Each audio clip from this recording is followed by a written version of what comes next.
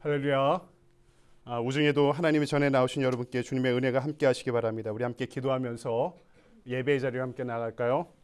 할렐루야. 산의 주님 은혜를 감사합니다. 한 주간의 삶 가운데 우리와 임마누엘로 동행하시고 오늘 거룩한 성일 하나님의 존전으로 우리를 불러주신 은혜를 감사합니다. 하나님, 밖에는 비가 내리고 있지만 우리의 심령에 오늘 이 거룩한 예배의 자리에 성령의 단비를 내려주셔서 세상에서 힘을 잃어버린 주님의 자녀들이 성령의 강권하심과 인도하심과 기름 부으심 가운데 몸과 마음과 영혼이 회복되고 강건해져 또 주님의 말씀 붙잡고 세상을 향해 당당하게 나아갈 수 있는 이 축제의 예배가 될 수 있도록 인도하시고 역사하여 주시옵소서. 우리의 찬양을 받으시는 주님께 감사드리오며 거룩하신 주 예수 그리스도의 이름으로 기도드리옵나이다. 아멘. 예배합니다. 찬양하며 함께 나가겠습니다.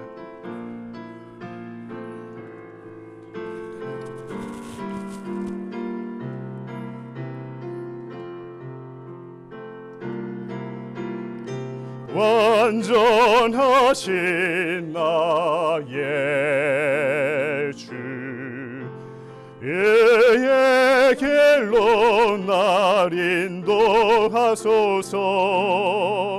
행하신 모든 일 주님의 영광 다 경배합니다. 예배합니다. 찬양합니다. 주님만 날 다스리소서. 예배합니다. 찬양합니다. 주님 홀로 높임 받으소서. 완전하신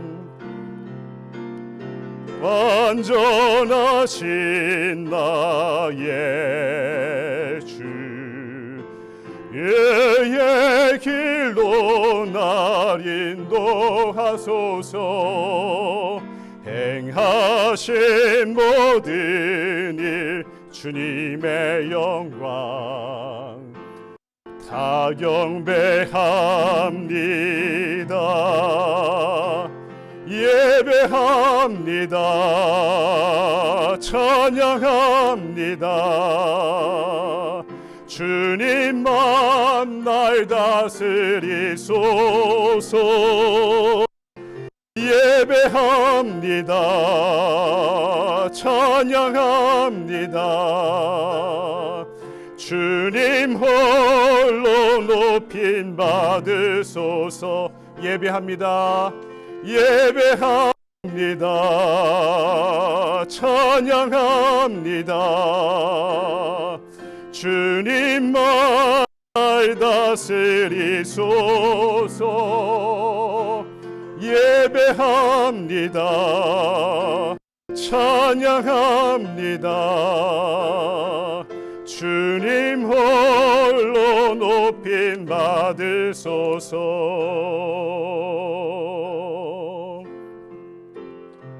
지극히 높은 주님의 나 지성소로 들어갑니다. 세상의 신을 벗고서 주 보좌 앞에 엎드리리.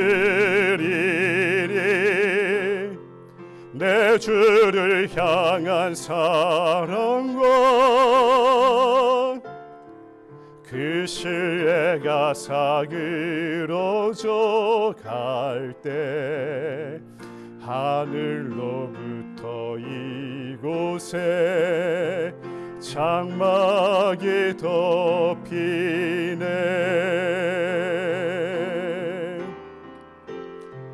이곳을 덮으소서. 이곳을 비추소서. 내 안에 무너졌던 모든 소망 다 회복하리니. 아멘. 이곳을 지나소서, 이곳을 만지소서. 내 안에 죽어가는 모든 예배 다 살아나리라. 다시 한번 찬양할까요? 지극히 높은 주님의 나 지성소로 들어갑니다. 세상의 신을 벗고서 주 보좌 앞에 엎드리리. 내 주를 향한 사랑과 그 신뢰가 사그러져 갈 때 하늘로부터 이곳에 장막이 덮이네.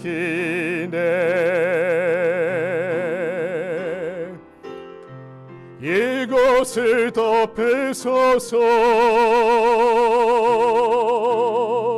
이곳을 비추소서. 내 안에 무너졌던 모든 소망 다 회복하리니. 이곳을 지나소서, 이곳을 만지소서. 내 안에 죽어가는 모든 예배 다 살아나리라. 이곳을 덮으소서, 이곳을 덮으소서. 주님, 이곳을 비추소서. 내 안에 무너졌던 모든 소망 다 회복하리니. 아멘. 주님, 이곳을 지나소서, 이곳을 지나소서. 이곳을 만지소서. 내 안에 죽어가는 모든 예배 다 살아나리라.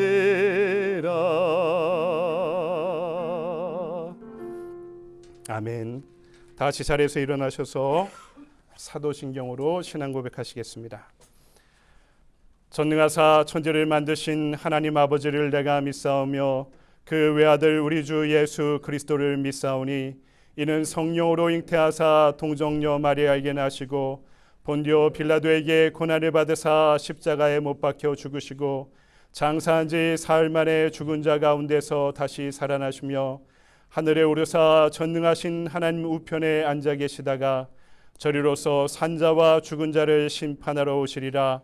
성령을 믿사오며 거룩한 공예와 성도가 서로 교통하는 것과 죄를 사하여 주시는 것과 몸이 다시 사는 것과 영원히 사는 것을 믿사옵나이다. 아멘. 만복의 근원 하나님, 온 백성 찬송 드리고 저 천사여 찬송하세. 찬송 성부 성자 성령.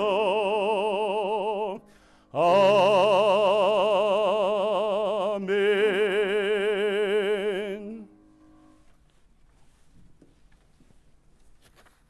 사랑의 하나님 아버지, 오늘도 우리에게 주님의 거룩한 성의를 허락하시고 지난 한 주간도 저희를 지켜주셨다가 이 시간 예배자로 불러주시니 감사드립니다.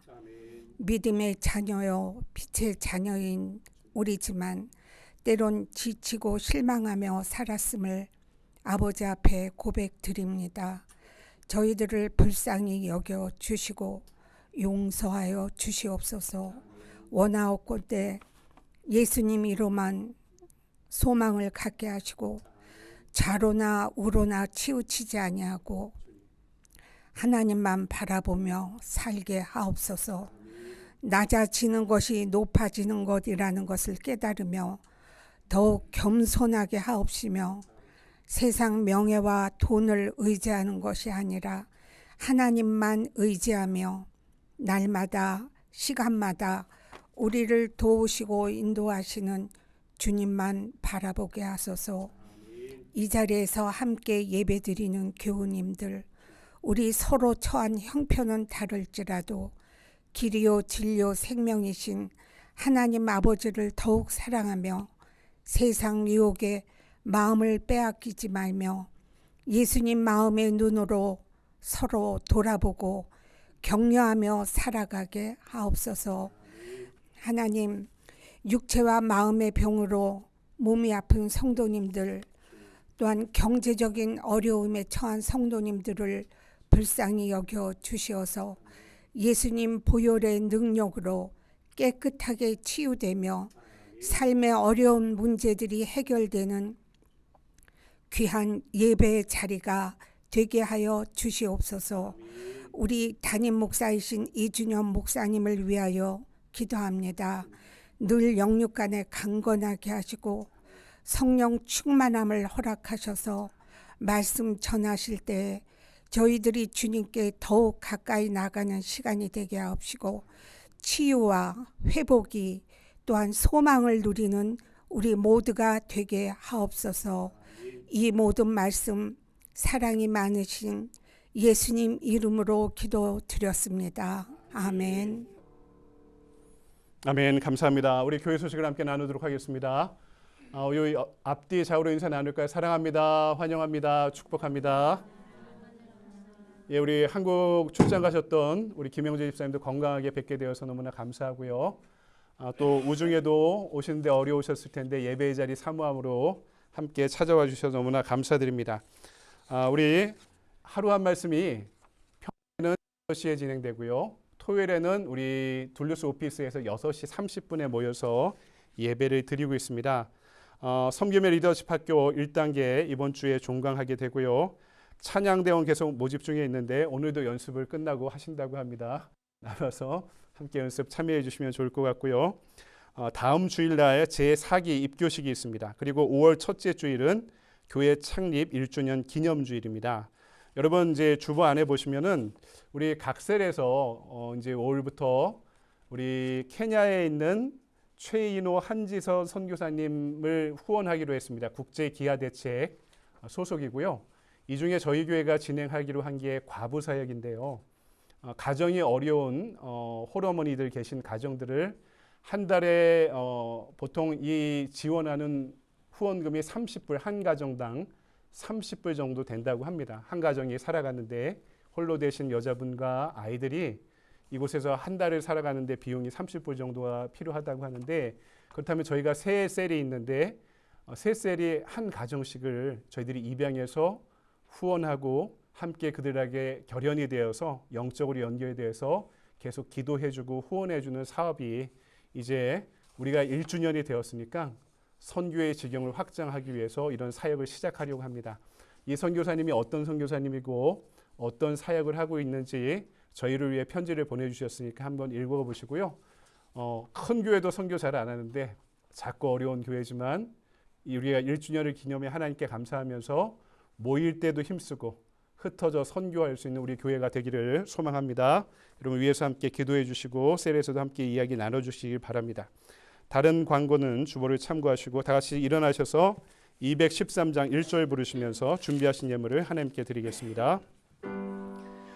나의 생명 드리니 주여 받아 주시옵소서. 주셔서 세상 살아갈 동안 찬송하게 하소서.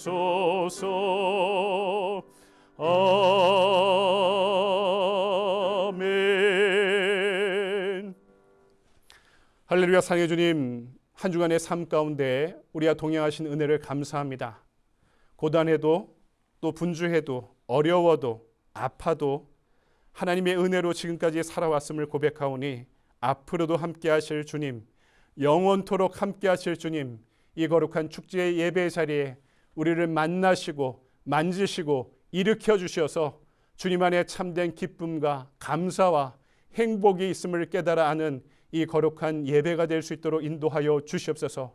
그 은혜에 감사하며 예물 드리오니 이 예물에 담긴 우리의 정성과 지고지순한 가치와 하나님을 향한 사랑과 믿음의 고백도 함께 흠양하시고 이 모든 것들이 사용되는 것에서 하나님 교육과 선교와 또 구제와 봉사의 지경이 넓어지게 하여 주시었고 예수 안 믿는 자들을 위해서 하나님의 나라를 확장하는 구속의 역사가 이 예배를 통해 또 이 구원의 공동체를 통해 치유와 회복의 공동체를 통해 이루어질 수 있도록 인도하시고 축복하여 주시옵소서. 이 믿음의 동산에 찾아올 때 주님 죽어가는 영혼들은 회복되고 주님 앞에 구원받은 영혼들이 되게 하시고 가난한 이들은 위로를 얻게 하여 주시었고 병든 자들은 치유받게 하여 주시었고 낭망한 자들은 용기를 얻게 하여 주시었고 홀로 된 자들은 믿음 안에 그리스도라는 우리의 영원한 친구와 우리의 교활한 친구들을 얻을 수 있는 축복의 공동체가 될 수 있도록 인도하시고 역사하여 주시옵소서. 오늘 우리의 예배와 우리의 찬양을 받으시는 그리고 우리의 제물을 받으시는 주님께 감사드리오며 거룩하신 주 예수 그리스도의 이름으로 기도드리옵나이다. 아멘.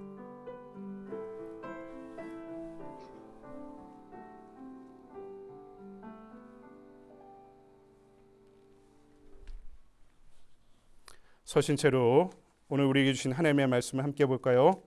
신약성경 마태복음 10장의 말씀입니다. 34절에서 36절까지의 우리 세 절인데요. 한 목소리로 같이 읽어보도록 하겠습니다. 시작. 내가 세상에 화평을 주러 온 줄로 생각하지 말라. 화평이 아니요 검을 주러 왔노라. 내가 온 것은 사람이 그 아버지와 딸이 어머니와 며느리가 시어머니와 불화하게 하려 함이니 사람의 원수가 자기 집안 식구리라. 아멘. 주님의 말씀입니다. 감사드립니다. 자리에 앉으시기 바랍니다.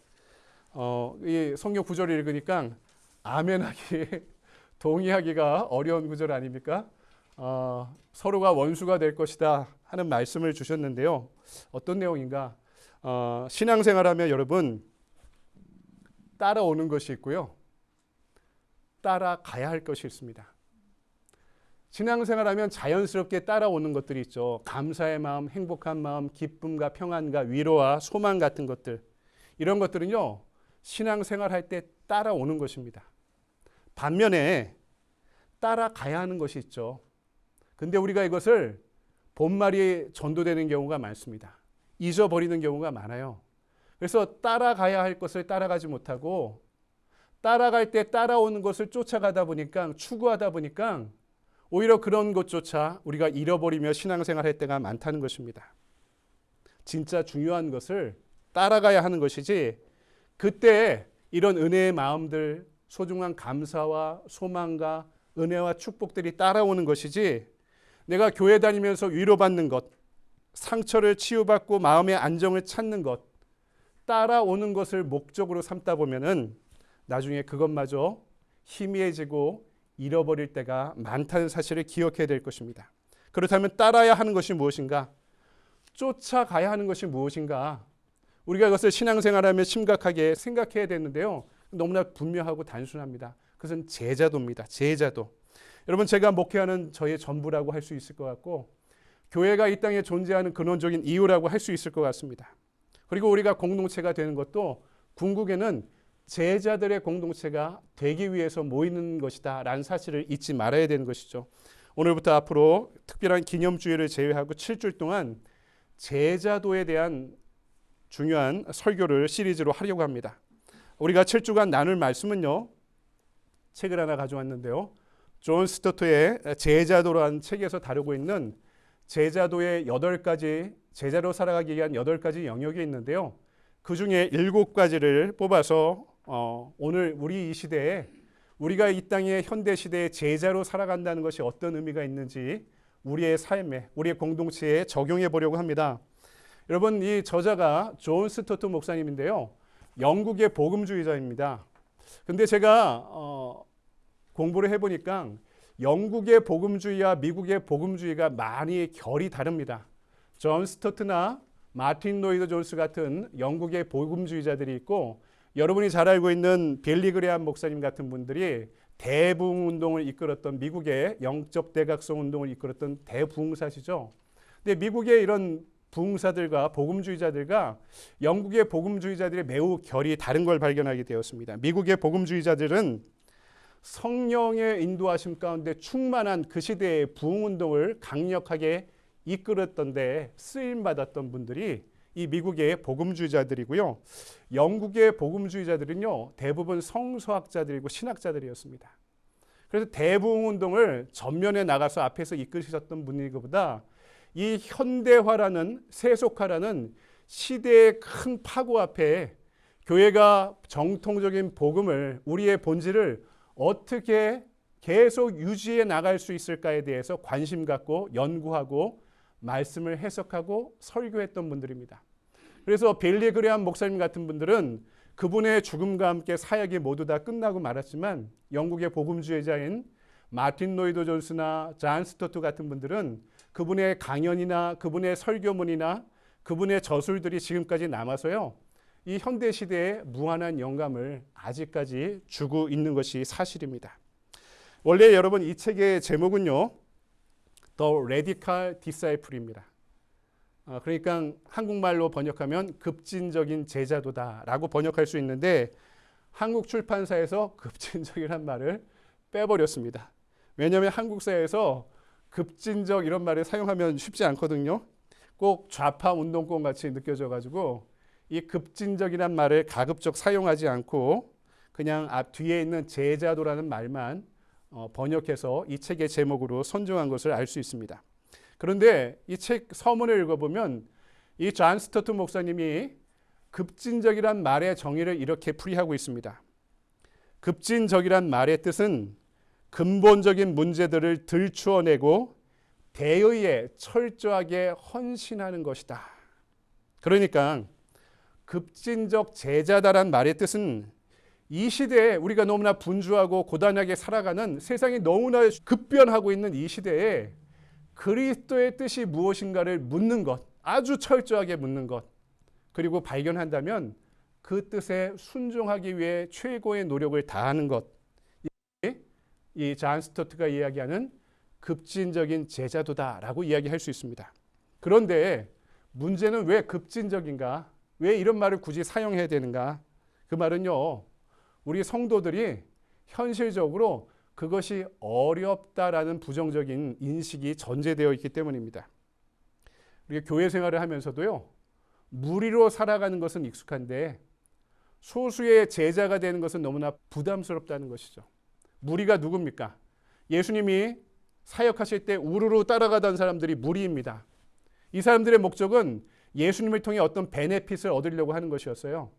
병든 자는 치료받고, 또 가난한 자는 위로를 얻고, 또 상처 입은 자는 회복되고, 그리고 어떤 예수님을 따라다니면 무엇인가 주어지는 것이 있겠지, 축복이 있겠지 하고 쫓아다니는 사람들이 무리였습니다. 하지만 이 무리는 예수님이 십자가에 달리실 때 모두 도망갔던 사람들입니다. 더 이상 이분을 따라가는 것이 나의 이익이 되지 않는다고 판단할 때 얼마든지 그분을 따르는 것을 중단하고 물러날 수 있는 사람들이 무리라는 것이죠. 반면에 제자들은, 소수의 제자들은 나에게 이익이 되지 않는 순간조차도 그분을 쫓고자 하는 소명 가운데 살아가는 사람들이 제자였던 것입니다. 그러니까 오늘 우리가 어느 때는 무리인 것 같고, 나 자신이 어느 때는 이 필이 충만하면은 제자인 것 같고, 어느 때는 왔다 갔다 하는 것 같고 그러는 것 같습니다. 하지만 오늘 말씀을 통해서 우리가 한번 살펴봅시다. 여러분, 우리가 불교도들이 아니잖아요. 인생은 한 번뿐이잖아요.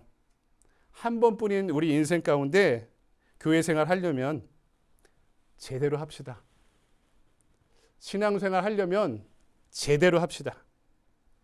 우리가 교회를 다니는 것이 무리가 되는 것을 목적으로 하지 않고 제자가 되는 것을 우리가 모이는 목표로 삼읍시다. 물론 급진적이란 말이 있듯이 너무나 어렵고 불편하고 부담스러운 길이 분명하지만 시작해 봅시다. 왜요? 예수님이 우리를 제자로 부르고 계시기 때문입니다. 그렇다면 이 시대를 살아가는 우리가 예수의 제자가 된다는 것은 무슨 뜻일까요? 바울은 로마서 12장 2절에서 이렇게 권면합니다. 여러분이 알고 있는 말씀인데요. 너희는 이 세대를 본받지 말고 오직 마음을 새롭게 함으로 변화를 받아 하나님의 선하시고 기뻐하시고 온전하신 뜻이 무엇인지 분별하도록 하라. 이 말씀을 따른다면 이 세상에 주류가 되는 가치관이 있습니다. 주된 어떤 가치관이 있어요. 이 세상을 흐르게 만드는. 근데 예수의 제자가 되려면 그것을 본받지 말라는 것입니다. 그리고 하나님의 선하시고 기뻐하시고 온전하신 뜻을 분별하기 위해 노력하고 그것이 분별되도록 또 분별된다면 그 가운데 살아가려고 노력하는 것이 제자란 뜻입니다. 근데요, 오늘 예수님의 말씀은 바울의 말보다 한 발 더 급진적으로 더 나아갑니다. 어떻게 말씀합니까? 가족들이 원해도 그것이 하나님의 뜻이 아니라면 세상과 불화하라. 가족들과 불화하라. 뭐 싸우란 이런 뜻이 아닐 겁니다. 너무나 당연하게 여기는 것조차, 우리 가족이 함께 가는 그 길조차도 하나님이 원하시는 길이 아니라고 분별될 때 단호하게 그 길을 가지 말라라고 말씀하시는 것이죠. 오늘 마태복음 10장 33절에서 4절에서 6절까지의 말씀. 내가 세상에 화평을 주러 온 줄로 생각하지 말라. 화평이 아니요 검을 주러 왔노라. 내가 온 것은 사람이 그 아버지와 딸이 어머니와 며느리가 시어머니와 불화하게 하려 함이니 사람의 원수가 자기 집안 식구니라. 여러분, 이 말씀의 의미를 아시겠습니까? 제자가 된다는 것은요, 단순히 선하고 착하게 사는 것이 아니라는 것입니다. 다르게 살아야 한다는 것을 포함한다는 뜻입니다. 그것이 하나님이 원하지 않는 일이라면, 가치라면, 길이라면 단호하게 거부하고 다른 길로 가라는 것입니다. 그렇다면 우리가 다르게 가야 하는 이 세상의 가치는 무엇입니까? 우리가 순종하지 말고 화해하지 말아야 되는 이 세상의 주된 가치가 무엇입니까? 오늘 잔 스토트는 이 책에서 그것을 4가지로 이야기합니다. 첫 번째는 다원주의의 도전입니다. 무슨 말이냐면 이 시대를 집어삼키는 가장 큰 흐름 중에 하나가 다원주의입니다. 진리가 하나가 아니야. 진리는 다양해. 당연한 이야기죠. 우리는 겸손히 진리는 나한테 있지 않고 하나님께 있음을 인정해야 됩니다.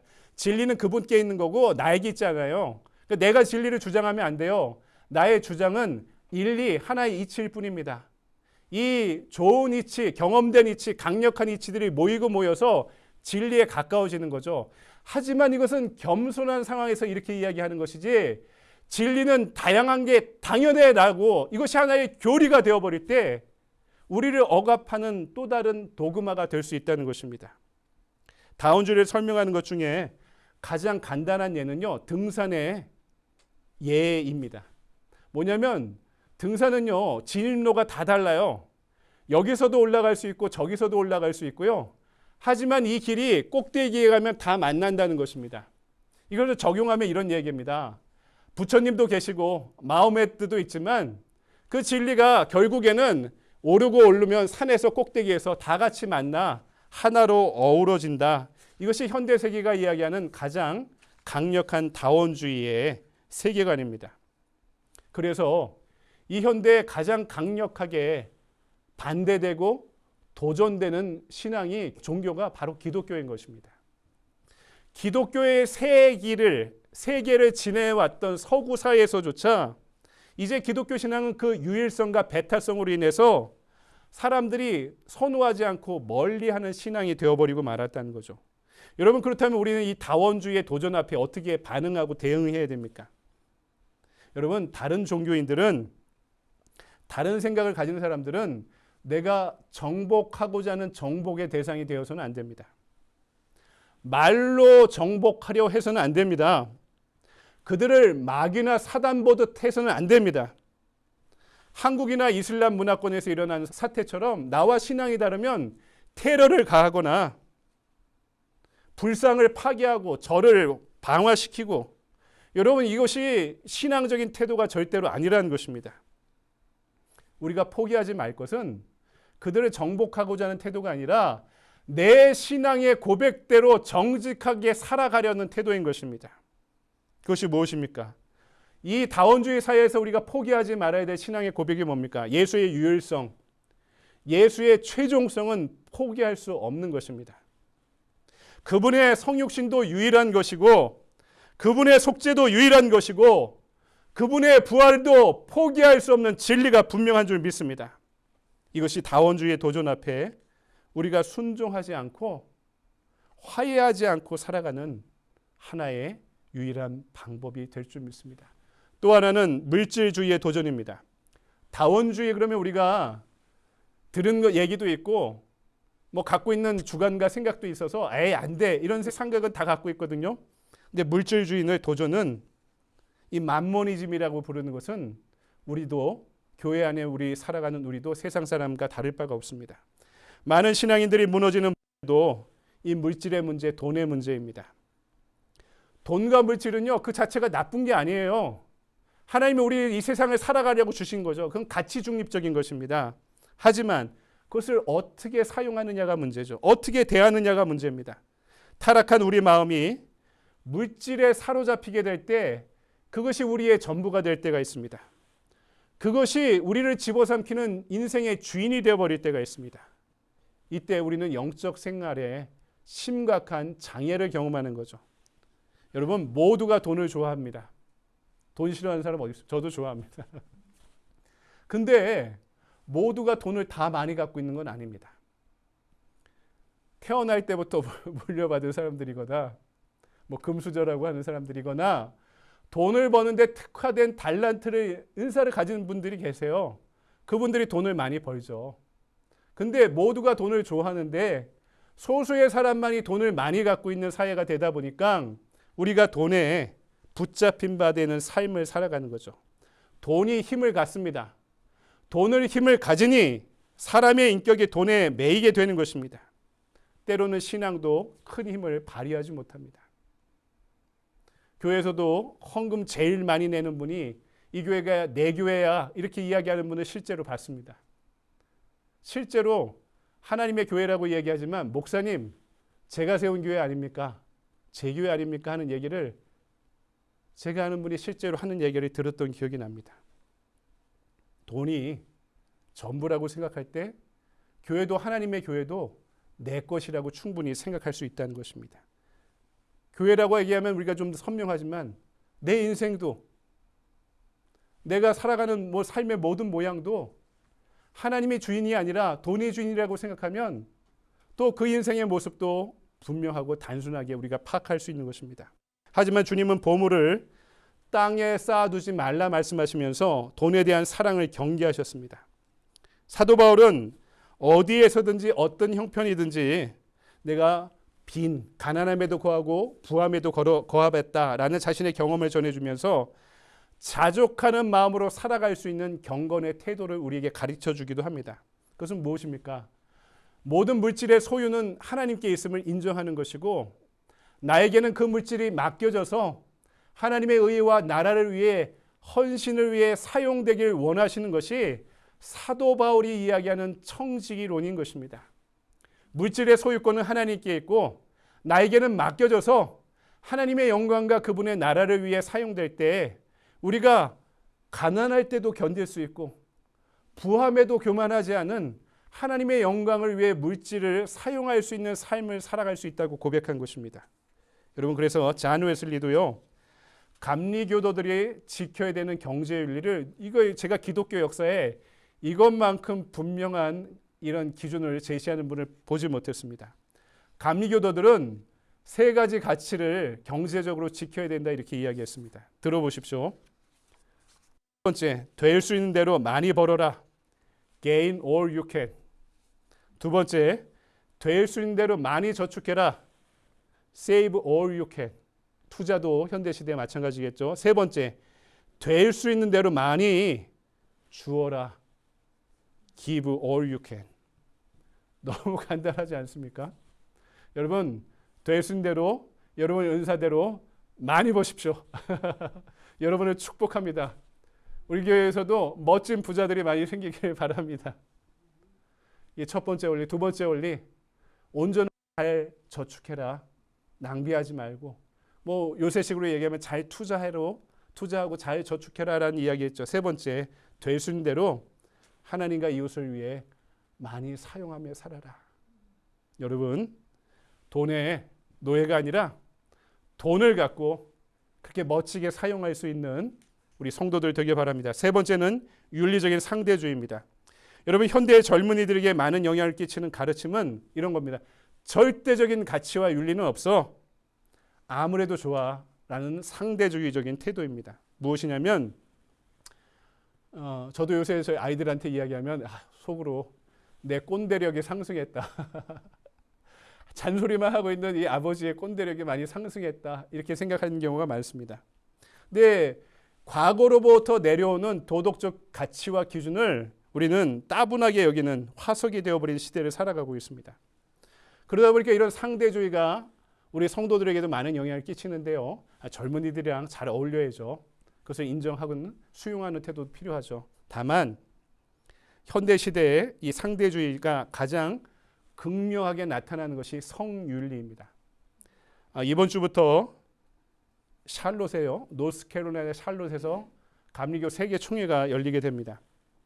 이 말씀을 드린 이유는 연합감리교 장정에 전에는 이렇게 기록되어 있었습니다. 결혼은 한 남자와 한 여자가 결합하는 것이다.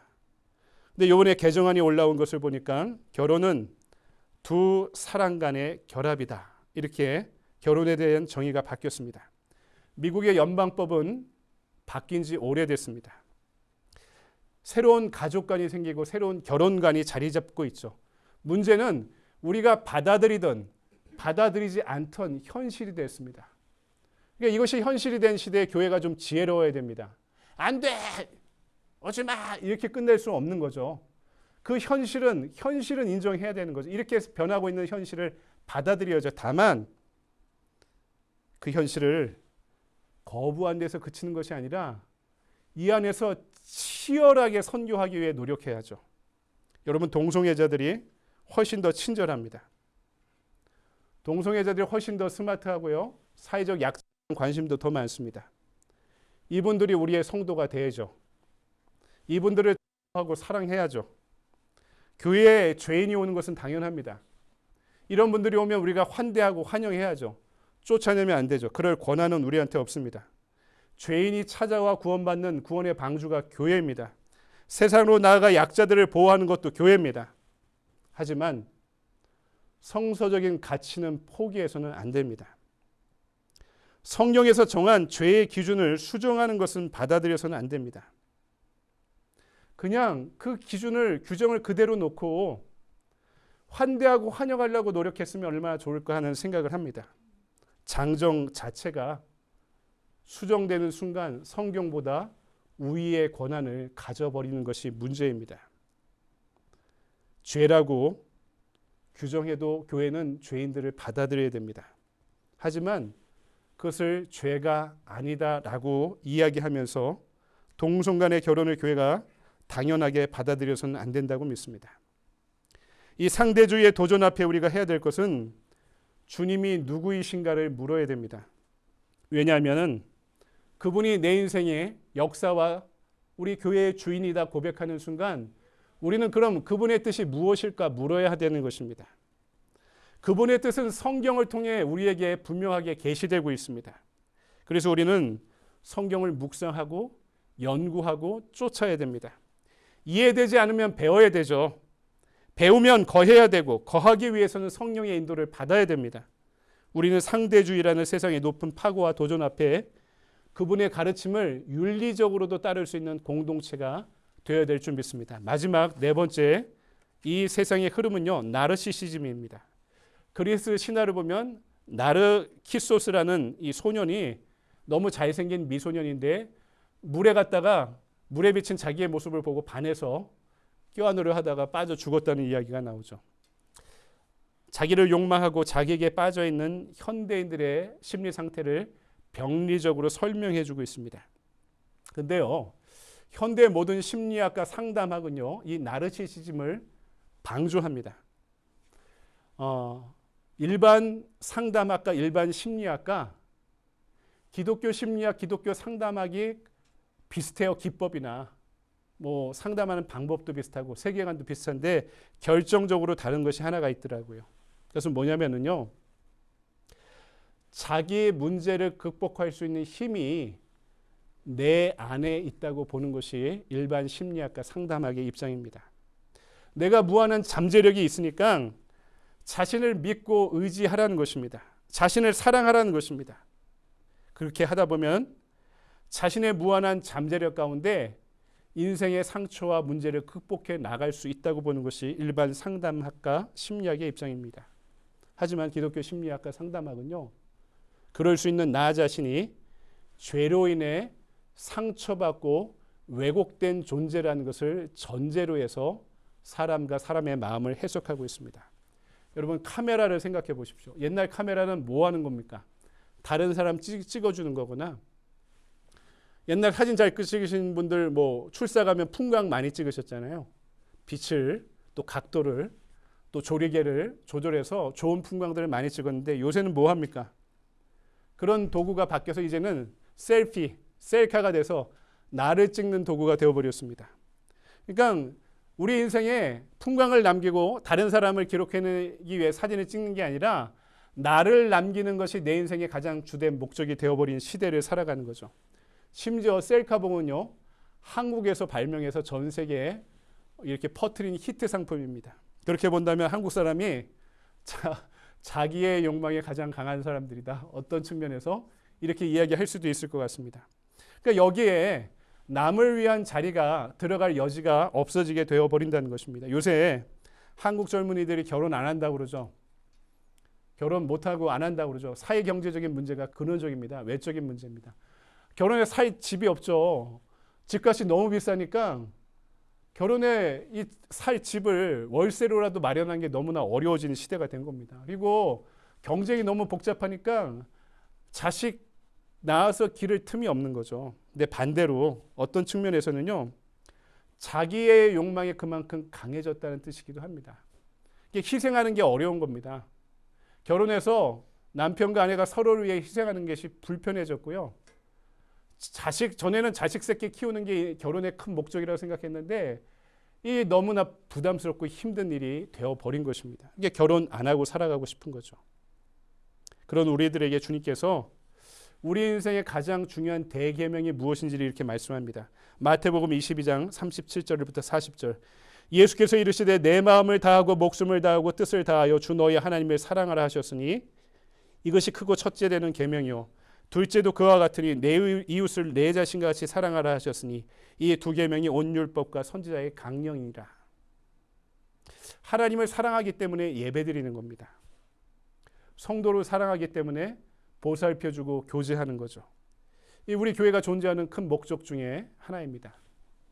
예배를 통해 하나님을 사랑하고, 여러분 셀 모이잖아요.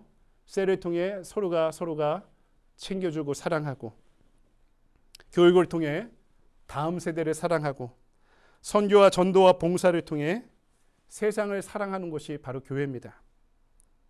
교회는 나 자신을 향한 나르시시즘, 나만 생각하고 나를 욕구하는, 욕망하는 이 사회 안에서 나를 향한 욕망으로부터 하나님을 향한 욕망을 향해 우리의 욕망의 방향을 바뀌는 것입니다.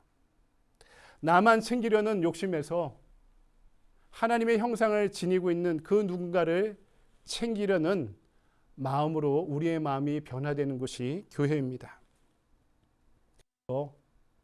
우리가 하나님 안에서 살고 서로가 서로를 살릴 수 있는 공동체가 되는 것이죠. 이것이 이 시대의 나르시시즘을 극복할 수 있는 복음적인 대안이 되는 것입니다. 좀 있으면 우리 교회가 이제 개척한 지 1주년이 다 되어 갑니다. 여러 가지 비전도 많았고요. 하고 싶은 것도 많았습니다. 되어가는 것도 있고 잘 되지 못하는 것도 솔직히 많습니다. 목사로서 참 고민이 많죠. 내가 참 부족하구나 하는 생각도 하고요. 잘 되는 것은 왜 잘 됐을까? 안 되는 것은 왜 안 될까 하는 고민들이 참 많습니다. 그런데 오늘 말씀을 준비하다가 그 모든 생각을 잠시 내려놨습니다. 내가 하려고 하는구나. 내가 하려고 하는구나.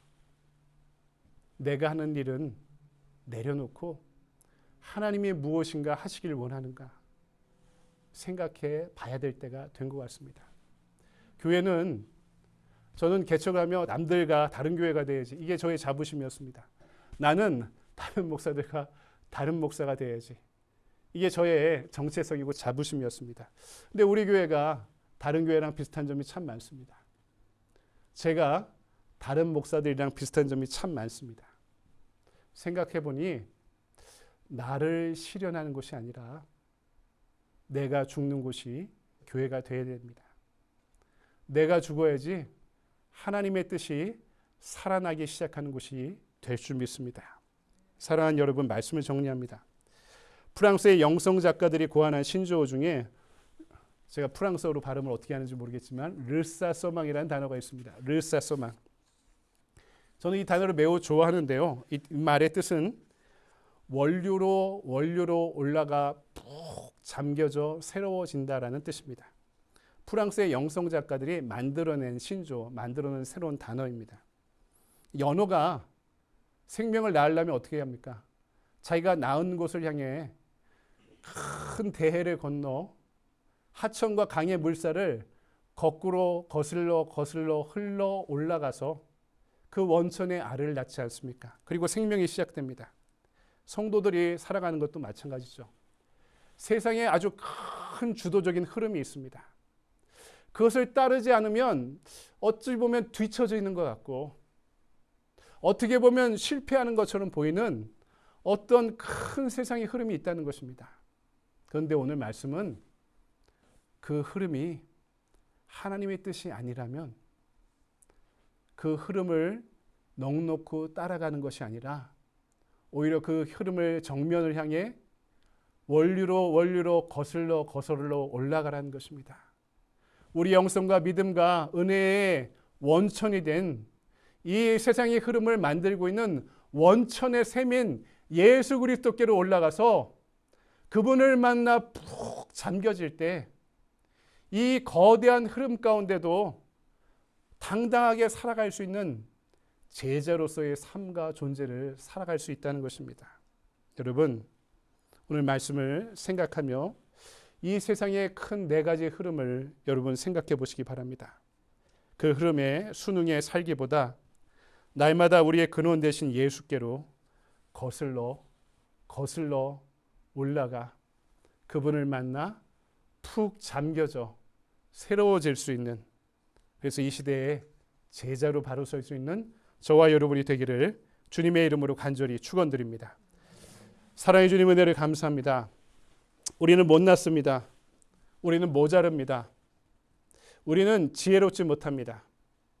우리는 나약합니다. 우리는 게으릅니다. 세상의 흐름이 무엇인지도 깨달을 때가 많고 넉넉히 살아가며 무엇이 옳은 길인지 무엇이 주님이 원하는 길인지도 모르고 세상의 흐름을 그저 넉넉히 바라보며 따라갈 때가 많았습니다. 하지만 주님, 우리를 향해 제자로 부르고 계신 주님을 향해 우리의 마음의 문을 엽니다.